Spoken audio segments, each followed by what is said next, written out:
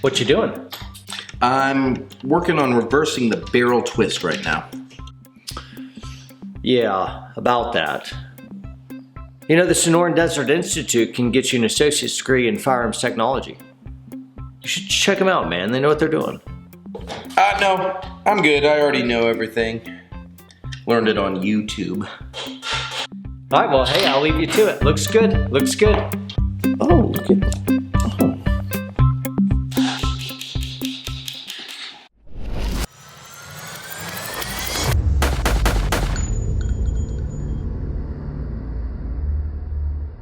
All right, what's happening, folks? Hanging out with IraqVeteran8888.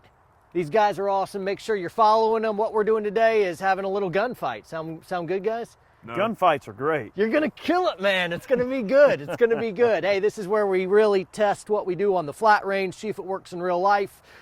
Sometimes you're a hero when you do this. Sometimes you're a zero. Don't hate, because you would look like an idiot sometimes, and sometimes you'll look awesome and feel great, and that's just the game we play.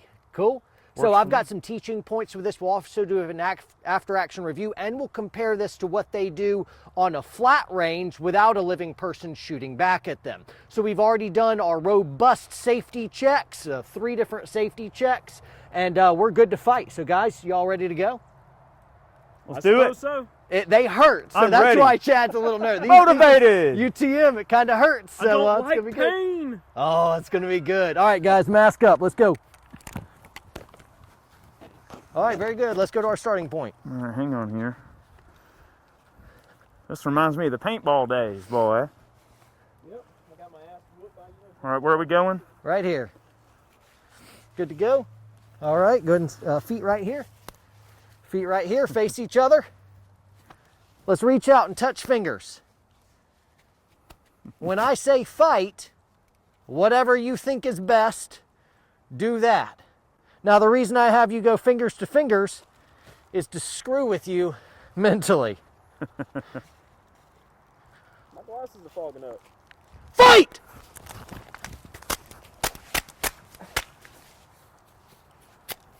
Index. Ow! All right, mask on until I say out of It fell off. out of roll. It fell off. All right, guys, go ahead and check your guns. John, can you tighten me up? Watch that muzzle, point in a safe direction. Mask fell off. All right, everybody's good to go? Fingers to fingers.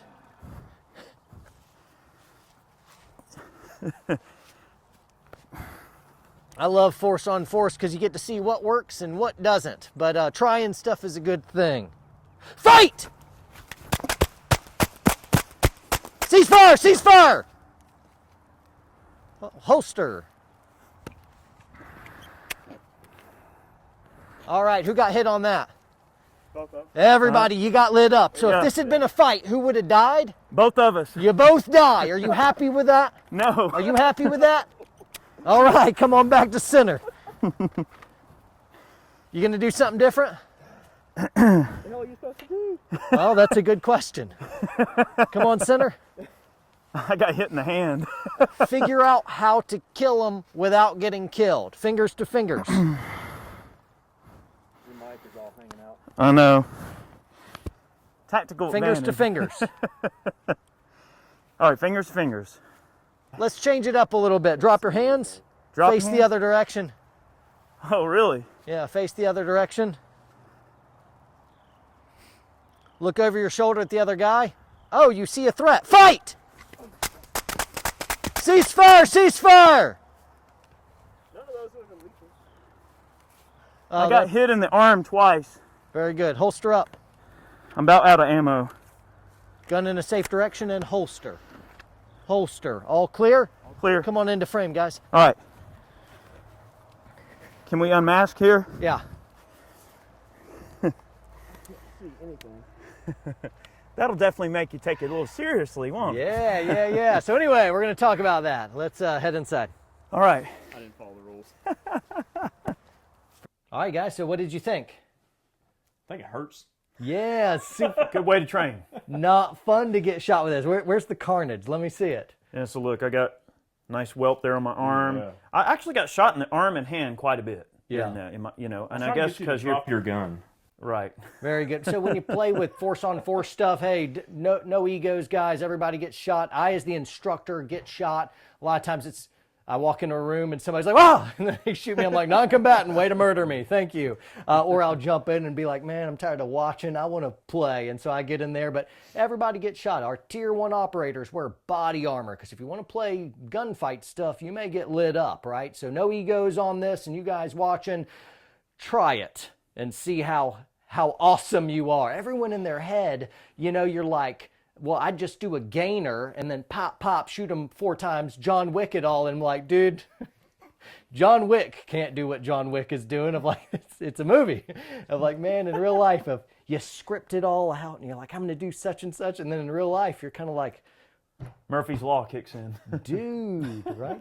So what I wanted to demonstrate in this video is, first off, before we did the force-on-force fights that you guys just witnessed, we did some live fire stuff with Eric and Chad, and I didn't tell them anything. I didn't give them a context. I just put them face-to-face with a rubber dummy. We went live, and I said, all right, guys, he's trying to kill you. Kill him first. And then I just said, go. And they both did a few runs. And you guys quickly made space. You drawed from concealment. You shot quickly. You held a group. You feel like you did pretty well? I think you're good shooters. Good job. You did well. Good job. And a lot of people will go to the gun range. And if they do, if they advance high enough to kind of do that kind of stuff, some shoot and move stuff, then hey, good job, way to go. But the problem is under stress and fear, we don't do what we hoped we would do on the flat range. And this is what I'm driving at, guys. Is every skill, every tactic must be vetted by force-on-force training. Because, man, you could become a savage, awesome shooter, incredible shooter. And then stress is going to take it all away, and you're going to do something crazy because you're not used to doing it under terrible fear. There was fear out there, right? I mean, The UTMs add the fear factor. I mean, that's the whole idea is, you're adding that factor of pain, and yes, they hurt. I mean, they break the skin, as you can see.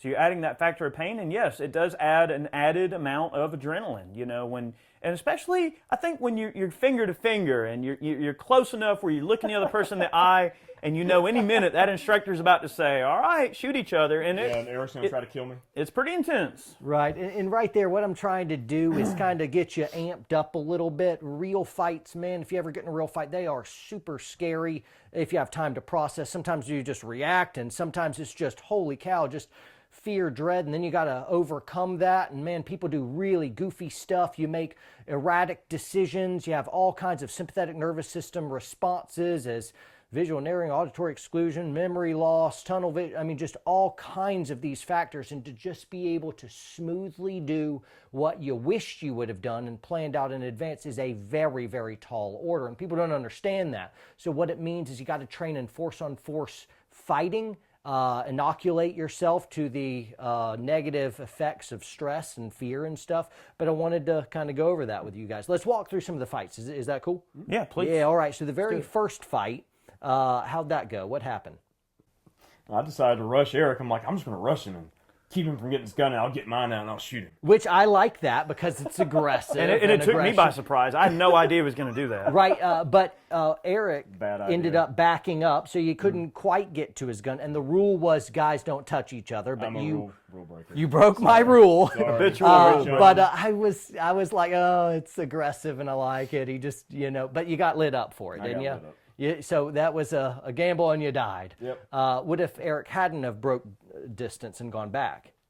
He's bigger than me. He probably would have just sat on me. Who knows? Who knows? One thing I want to add that I think is something to consider too is when I shot Chad on that first go, I did use one hand because I had the other hand to try to keep him back, and I had to rely. And I did clear my holster, but then I sort of immediately presented my weapon. Right. But I had to run the Glock with one hand. In question, did you do it this way or did you do it this way? I should have. I don't remember. Oh. I don't remember. I don't remember You what were happened. pushing out. What we do is say, hey, do this. But typically when somebody's trying to close on you, you'll make space and push out and shoot this way. Okay. People will do that. Right, So but when I just- presented the gun, I noticed that I used one hand to shoot the Glock. And I noticed that I never hardly ever shoot a pistol with one hand. And I didn't think about it. I just did it. But if you're limp wristing or if you're not holding on to the gun good, the gun's not going to run. Well, the whole point of this is people say train like you fight, and some trainers who have done some stuff under force on force stuff will be fight like you train. Figure out what your body freaks out and does, and try to hone that and make it a little bit better. So, kind of being able to understand what your body naturally wants to do and figure out how to train around that can be often helpful. And what I'm not doing is teaching you and saying, hey, do this and don't do this. What I'm basically saying is, guys, what is the disconnect between flat range and kind of force on force fear? How much does it change stuff? And so that's kind of the question, right? So the first one, you didn't like that one quite as much. What about the second one? Do y'all remember that one? I think the second one, we both died. You both died. We both and on got this filled one, full of lead. on this one, you had just told me on the flat range when we did live fire that you would want to break contact and shoot as you did. And in fact, every single run you did, that's what y'all did. But on that one, you went full assaulter. You went infantry mode. You were running into his muzzle while you both killed each other. Did you know that? I didn't think about That's what you did. Sort of You did it. chased him down. And what do you think about that? He was right in front of me. Yeah, that's right. Yeah. Oh, sure. You killed him. You just died too. doing it. The only thing is, I think I killed Eric a little better because I kept getting hit in the legs and in the kidney. I got him in the chest. It's true. Center mass. Yeah, I did get hit in the chest a few times. I got hit in the arm a lot. That's because I had to aim right here, and you gave me like a very little Well, look, space there. and maybe I'm wrong here, maybe I'm right, but you can tell me. But it seems that if somebody's right on top of you when it comes to, there's a gunfight and they're trying to kill you, and I put my arm out like I did, the reason I got hit in the arm so much was from, trying to keep him back and closing that distance. Right. Well, would you rather get hit in the arm or take one to the chest? Right. Well, one difficulty is when you present a gun and they shoot back center mass, it's going through hands and arms, and so it may go through there into your chest. You don't know. Not bad. So not good. it depends. So it's not like I'd rather get in chest. Well, I think you're getting hit in both in some of that stuff. Yeah. It just sucks. And so a lot of bad. people focus on the gun and whatnot, but I noticed our groups were nice and tight on the rubber dummy. And how many times you get hit in the legs? A lot. And so that's another thing of like, man, under stress and fear, you're your best group on the range. In real life, it may go from this to this. And so, man, fear is goofy. Respect fear. Train under it to get used to it, right? Our third fight, how'd that go? I don't even remember now. I think I got him that time on the third fight. Did I come after you again on that? I think you did. I think that's when John reprimanded me. I think you tried to close distance. distance. And I stopped you real quick and went index. I think I shot you twice because in you the went stomach. hands-on, and I just didn't want it to become a kung fu contest. The idea was just, no, real simple. We're not even running a scenario here. It's just a stress fear drill. I didn't want to amp you up any more than that of like, let's just see what changes under fear and stress. I'm not a good listener. That's was probably okay. a different conversation, isn't it? I Disarming reluctantly broke you up. I liked the aggression. I was a fan of it. I'm going to try something different this time. toxic masculinity. Because it worked so awesome on the first one. All right, what about our final bout? I would say that we were pretty well toe-to-toe. I think we reverted back to more of the strategy that we might have taken in the second battle. Yeah, I think so. You kind of both did what you did on the flat range a little bit more. You were able to kind of master that fear a little bit more and do what you did with the rubber dummy live fire on the first one. Would that be fair to say? I think so. Now, the good news is if you take that plan of attack and you make space while shooting like you decided to both do on the flat range, if you're the better marksman, every step you take away from the muzzle of their gun means the odds are tilted in your favor. But I started you out finger to finger. Why? Because you can probably be pretty accurate at 1 yard. There's no advantage to any one person at that point. Yes, that's true, but I started you out this close from the live fire target and this close from each other. Why? Because the first round is, you want to be the one to get the first round in the other person? Sure, it's a little more simple than that, and you guys know it immediately. What I'm fishing for is that's where bad guys attack. Okay, They they're fight up me close. to you. It's always within 96% of all violent attacks in the context of civilian or law enforcement, not military. It's its own thing. It's within 7 yards, with the majority of that 96% at 3 yards and less. That's me to you, Eric. This is where bad guys attack. That's close. And so the idea is you have two options. You got to go through them or get off the X. And you just realize, man, you better get off the X. You better break contact really fast and understand guns are violence at a distance. And if you're the better marksman, make space, and kill as you go. Right? And I thought the last bout was by far our cleanest. You're both, good shooters, so you both died. If somebody was a lousy shooter, well, the good shooter ends up every step of distance you create, you're able to kill a little bit better. And again, I'm not instructing and saying you should break contact. I'm not saying you should go through. I'm not saying you should stay forward. All I'm saying is, hey, people do goofy stuff under fear and stress, so let's make sure that we're training force on force. Every skill and every tactic must be vetted by force on force training.